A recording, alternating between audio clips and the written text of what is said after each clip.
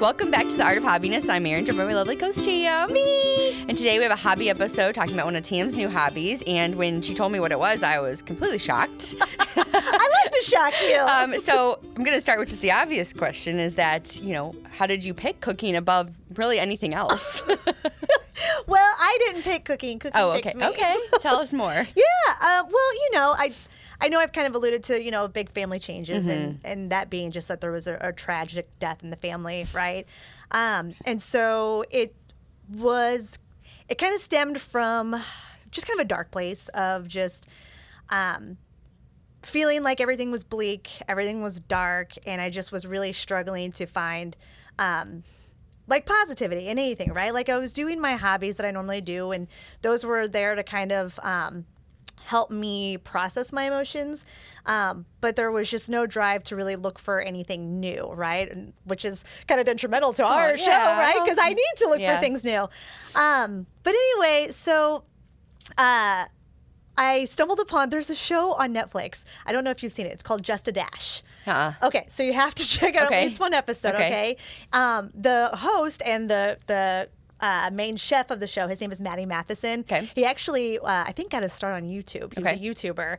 And he is just this crazy character, super over the top, but incredibly funny.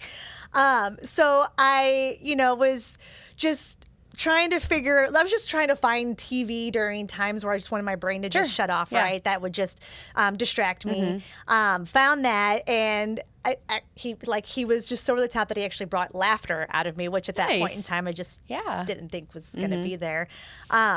But the way it wasn't just like his character of just like laughing and being silly, but it's also the fact of like how he cooks. Like he doesn't look like that like stereotypical really put together kind of very structured chef. Like he's very he loves chaos and he kind of thrives in the chaos. When he's doing his cooking show, most times his something fails in his cooking, and his overall theme was doesn't matter. Nice. Doesn't have to look pretty. Yeah. Doesn't matter. Yeah. He added a little bit more salt than what he wanted to. Doesn't matter. That's kind of his overall statement is it doesn't matter. Yeah. Which during this time where I'm just struggling to think that what does this all mean, Basil? The whole world, where are we at, and why is this here, and why are we here? It was just the perfect mantra for me to be it doesn't matter. It doesn't matter. Just do it because you like it, which we have that theme in our show already. Absolutely. I think at the moment I just needed somebody outside of our bubble to just kind of keep saying it, right? Yeah. So we just kind of kept repeating it. So I don't know. I just liked his method of that. I want to take a step back before you jump into so for new listeners or old listeners, Tam, has always told her that she's not much of a person that goes in the kitchen and that, if left to your own devices, pretty much eat cereal. Oh, I love cereal. I had a bowl right before the show. Cocoa Pebbles, in case you're curious. I guess one question I have for you before you jump into your actual cooking hobby you get into is, what do you feel like, I know your husband is also the big chef in the family mostly, so when it naturally defaults to him because he likes to cook, right? He loves to cook. But even prior to before you guys were together and anything, you've never really been cooked, right? No. Yeah. No. What do you feel like was the reason for that? You just never liked it? It was you were too worried about not making something good, too messy, or too overwhelming? What was it that ever prevented you from going into the kitchen in the first place? That's a good question. If I'm trying to, I would probably say it's probably several factors. One of them being I don't really remember growing up in a home that encouraged me to be in the kitchen. Yeah. And it was a lot of kids. I'm the oldest of 7 kids. Right. And, we grew up in a 2-bedroom home, so it was incredibly cramped and overwhelming for everybody. So it was more just leaving, people to their own devices kind of thing. So I don't remember being really in the kitchen for that. I also remember some of the women that I looked up to as a kid were also kind of in that same mindset of well, why would I cook if I can just go buy the meal I want? Yeah.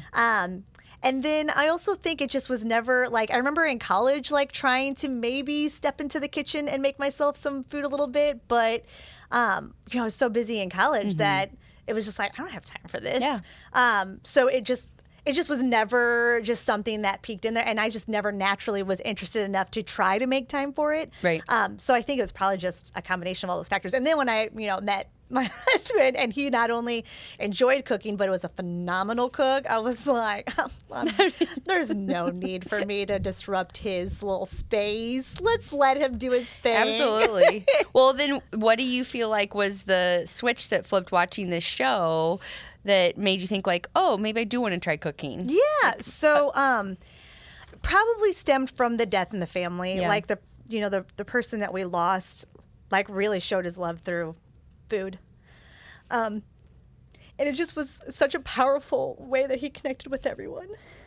So you feel like that you thought like maybe you wanted to start to explore that and experience that, like what it feels like to make food for people, to show your love, kind of? I think a little of that. I also think there was a little bit of like wanting to help fill that void. Yeah. Because it was such a loss that hurt the whole family that I felt like maybe if I could learn something, I could contribute in a way to make sure that loss wasn't so great. Oh, damn. Yeah. So it kind of came more out of just wanting to care for my family. Yeah.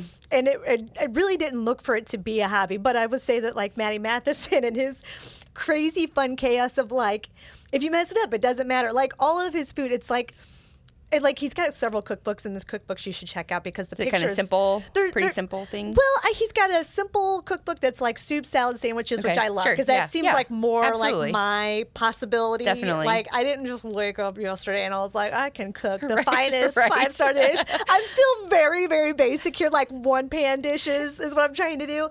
But I just like the fact that like even somebody who's like, this is his profession and, he's kind of in a similar industry as us. So like, I feel like I can like, that's more like obtainable as far as like my level of cooking. He just like there was just constant, like every show there was something that was messed up in his food and he would just be like, doesn't matter. Yeah. Doesn't matter. That is pretty awesome. And so I guess I just needed to see somebody like that be funny and entertaining. And I mean, like literally make me laugh out loud. And then just getting in the kitchen and doing something that I was like, maybe that is just what I do. Maybe I just get in there. And even if it tastes awful, at least I'm trying to fill that void a little bit. So what was the first thing that you tried to make? Oh gosh. Okay. So I made this, again, it was a one pan dish, and it was actually a recipe found on Pinterest, not Matty Matheson. Sorry, Matty. It was sweet potatoes, Brussels sprouts, which, I mean, pretty healthy for teen. Yeah, definitely. Right? Are you surprised already? And then it had kielbasa in it and red onions. And you just diced it up, and then you just put it all in a pan, and then just put it in the oven. Well, that sounds pretty easy. It was so easy. Literally all you had to do was just dice. And how did it turn out? It was so good. That's awesome. It was really good. Did your family eat it and like it? Yeah, shared with the fam because it made a big sheet pan of it. And so even the kids loved it, and it felt really, really rewarding. Absolutely. Did I enjoy doing it? No.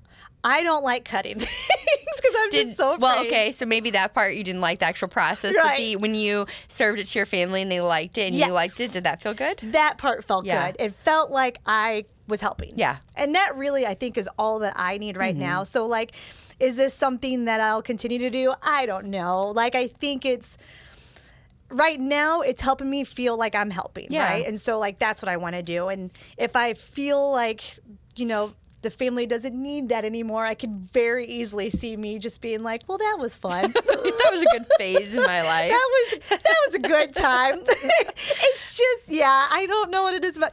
Has there been any little oopses or things that have gone wrong that you're like, that doesn't matter? Oh, gosh. Like, that you've come... Yeah, I mean, so let me think about this. So I tried to, what was the dish that I tried to make? I tried to make pavlova again. Did you? Yeah. Nice. I tried to make failure. Again? Oh, no, the first time it turned out pretty good, right? First time it turned out great.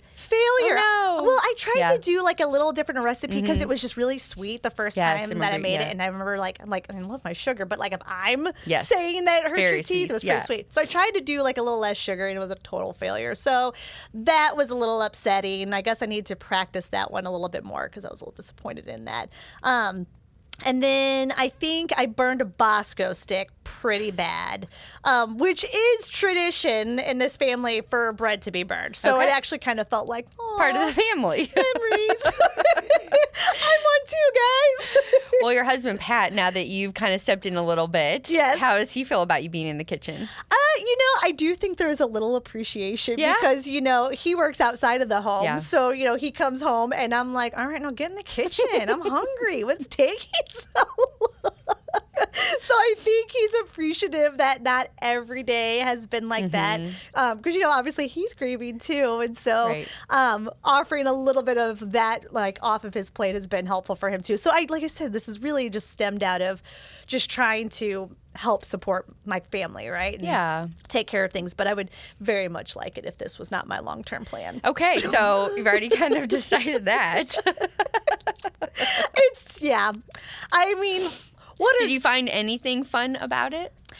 Or I would say just the fun part is just eating it. Yeah. And I kind of like when Pat's like super complimentary about it and he's like, oh my God, this tastes delicious. Because I'm like, I know, I am so talented.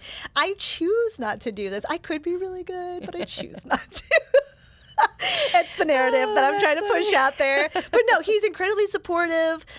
He is like, I think he's trying to encourage me to get in there a little bit more, which is kind of disappointing. But maybe if I like once I feel like everybody's in a good place, maybe I can start to like just purposely bomb a couple so that he's like, you know what, maybe you had a good run. You can get back out of here.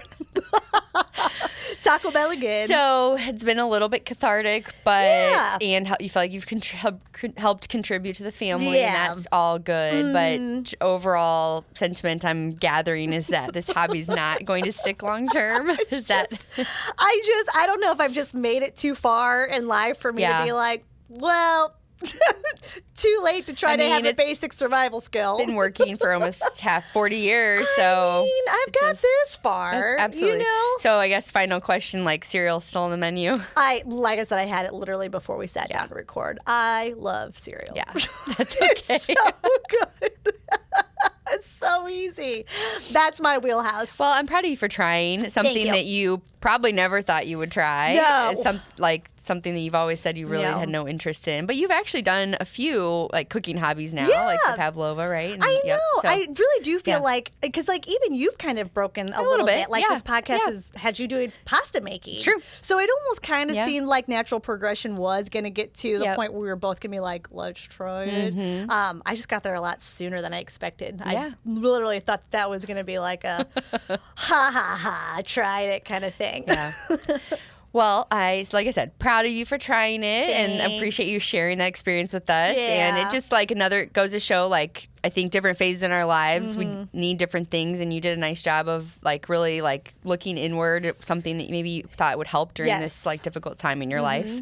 So, and that's what like hobbies are all about, right? Helping us through all sorts of things in life. Absolutely. So, I definitely would say that it's been a huge help for me during this process. That's awesome. Yeah. Yay.